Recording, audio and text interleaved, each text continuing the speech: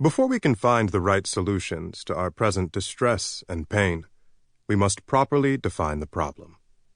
As painful as it might be to confront, we must acknowledge that the dominoes that knocked over the entire political establishment in 2016 were in place and beginning to tip over decades ago. The grievances and frustrations that allowed Donald Trump to take power have been gathering force since elites in both parties pushed through policies that helped to wreck America's middle class. Now, we are all paying the price. In this chapter, we look backward to better understand where we need to go and what we need to do now.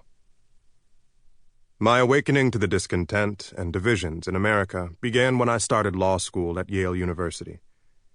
Yale gave me my first peek behind the curtain to see real power and privilege and how it operates in this country.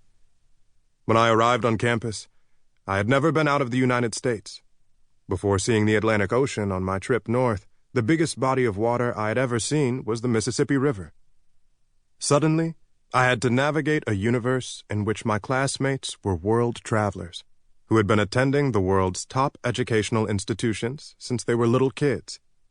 Many were legacy admits, meaning that their parents or grandparents had graduated from Yale.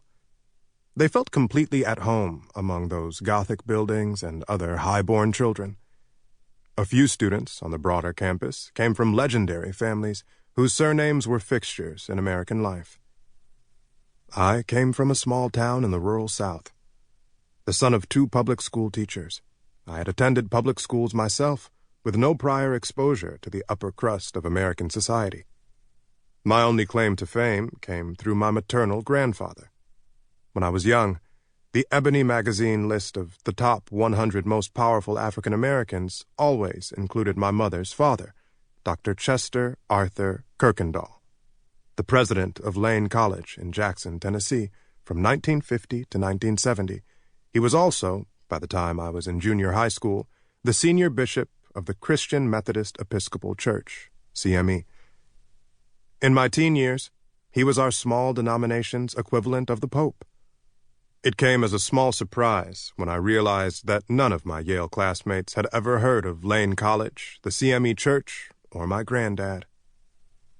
The biggest shock for me was the way in which wealth and racial differences separated Yale students from urban youth who lived in the neighborhoods surrounding the campus. Being a super nerd, I had stayed out of trouble in high school and college. To this day, I have never tried drugs or alcohol, so I was stunned to find that some students at Yale did use illegal drugs. There was even a place on campus called Mental Hygiene, which seemed to function as a detox or rehab center. But when New Haven's urban youth, some of whom lived in housing projects just a short walk from the campus, did the same drugs, they didn't get to go to a rehab center. They went to prison. And when they came out, they were labeled drug felons for life. How could young people in the same age group, breaking the same laws in the same town, be treated so very differently? This struck me as the opposite of the ideal of equal protection under the law, which I was reading about in the law library every night. My disillusionment with the system was already growing. Then came April 29th, 1992.